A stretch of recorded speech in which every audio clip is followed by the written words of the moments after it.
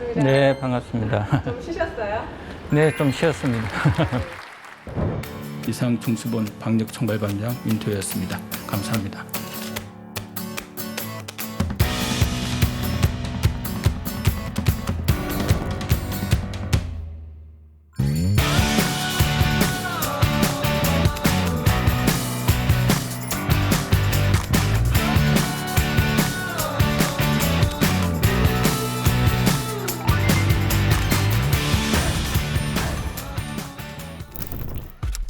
정신없이 일을 했던 것 같습니다. 일을 하는데 안 쉬운 점은 좀 있긴 하지만 또 후회 없이 일을 한 것 같긴 합니다. 네. 예과 때 읽었던 책 중에 하나가 소설 동의보감이라는 책이 당시에 상당히 이제 유명했던 책입니다. 또 드라마로 제작되기도 했던 책인데 거기에 보면 소위 중이 대의라는 그런 이제 문구가 나오는데 소위는 병을 치료하는 의사, 중의는 마음을 치료하는 의사, 그리고 대의는 사회나 국가를 어떤 치료하는 의사라고 그렇게 이제 표현을 하고 있습니다. 예방의학이라는 과목을 이제 배우면서 그와 상당히 유사한 문구를 본 적이 있습니다. 그게 세계보건기구에서 건강을 정의를 했던 내용인데요. 건강이 신체적, 그리고 정신적, 그리고 사회적으로 완전히 웰빙한 상태를 건강이라고 그렇게 이야기를 했습니다. 그러니까 신체적, 정신적인 것은 우리가 익히 알고 있지만은 사회적 건강이라는 것이 상당히 저한테는 신선하게 그렇게 당시에 와 닿았고 예방의학 또는 사회의학 이런 분야도 신체적 질병을 치료하거나 정신적인 부분들을 치료하는 것 못지않게 또 중요할 수 있겠구나라는 그런 생각을 했었던 것 같습니다.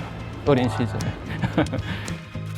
내가 앞으로 어떠한 길을 갈 것이냐, 의사로서 어떤 길을 갈 것이냐, 꼭 의사가 아니다 하더라도 뭐 다양한 학문이 있으니까 그 학문을 배우면서 내가 어떠한 사람이 될 것이고 어떠한 길을 가야 될 것인가 라는 것을 가장 깊이 고민하는 시기가 대학에 있는 시기라고 그렇게 생각을 합니다.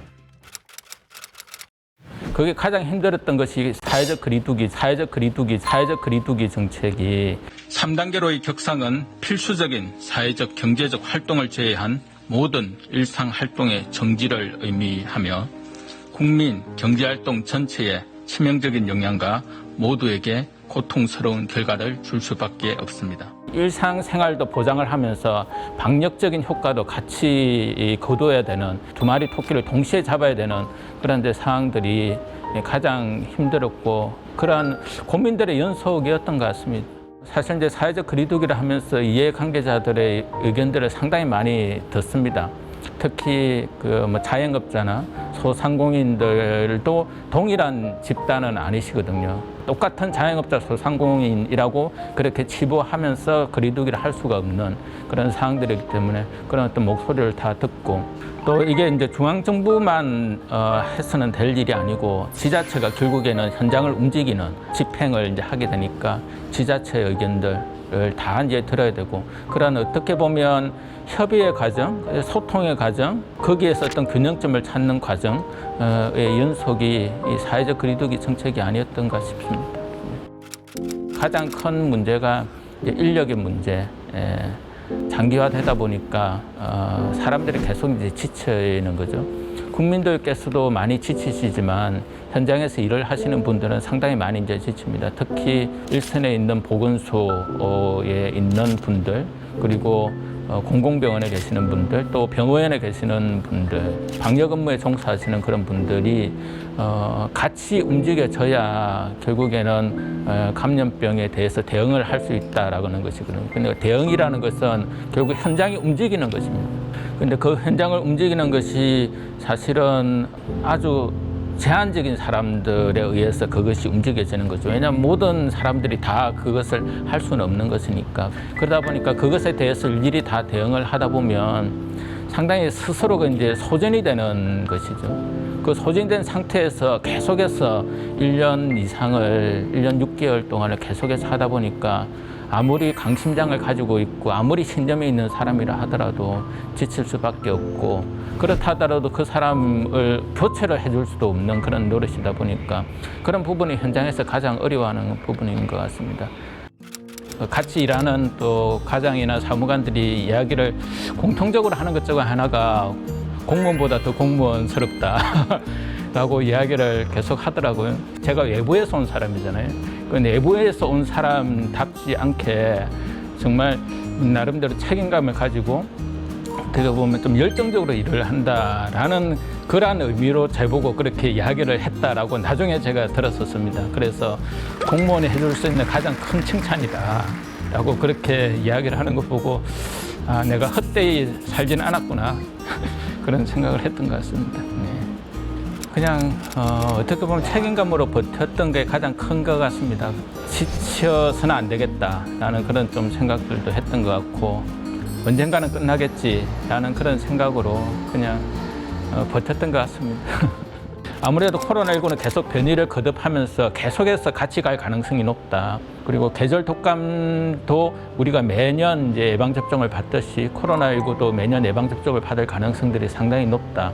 그렇게 하면 외국에서 개발된 백신에 의존하는 것이 아니라 우리도 백신 주권 국가가 좀 될 필요가 있겠다. 이번 코로나19를 겪으면서 우리가 방역 우수 국가로 전 세계에 알려진 만큼 이제는 백신과 치료제 부분에서 코로나19뿐만 아니라 감염병에 대한 백신 치료제 개발해서 우리가 전 세계적으로 우수한 국가로 발돋움하고 도약을 해야 될 필요가 있지 않느냐.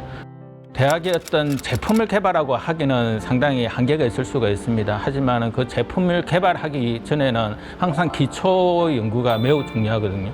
근데 우리나라는 아직까지는 기초 연구 분야에서 외국의 선진국만큼 그렇게 따라잡지는 못하고 있는 그런 상황이고, 특히 이제 백신 치료제와 관련된 기초 연구는 더더욱 그렇습니다. 그래서 대학이 그러한 인재들을 양성을 하고 기초 연구 역량들을 올려야 되는 가장 큰 이유가 또 코로나19로부터 우리가 또 대학이 부여받은 또 소명이 아닌가라고 그렇게 저는 좀 생각을 합니다. 특히 부산대학교는 지역의 또 거점 국립대학교고 사회에 또 기여를 할 수 있도록 하는 인재를 양성하는 것이 무엇보다 중요하지 않을까라는 그런 생각을 합니다. 네.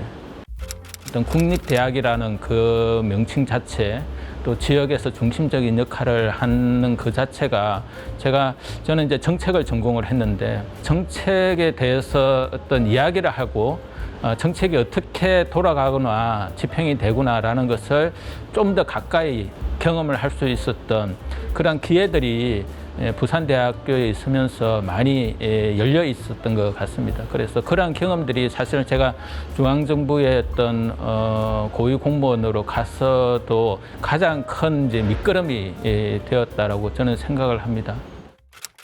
그거는 너무 가분한 이야기신데, 네. 저는 항상 꿈을 가졌으면 좋겠다. 이룰 수 없는 꿈이라 하더라도 꿈을 가졌으면 좋겠다. 그렇게 되면 언젠가는 그 꿈이 이루어지게 되고, 또 그 꿈이 이루어지지 못한다 하더라도 그 꿈을 쫓아가는 그 과정에서 그만큼 성숙해지고 그만큼 더 발전이 이루어진다라고 그렇게 생각을 합니다. 두 번째는 본인의 시각으로 세상을 봤으면 좋겠다. 처음부터 본인이 어떤 정체성, 그리고 본인만의 어떤 세계관을 가지는 것 자체가 쉽지는 않은데, 그렇지 않으면 항상 남의 말을 전달하는 것밖에는 되지 않습니다. 그렇다 보면 어떤 소통에서도 한계가 있고, 나의 이야기를 또 상대방과 이야기를 할 때도 스스로 한계를 느낍니다. 본인만의 어떤 세계관, 본인만의 어떤 시각을 가지고 세상을 바라보는 그러한 노력들을 끊임없이 했으면 좋겠다. 예측했으면 안 들어갔겠죠.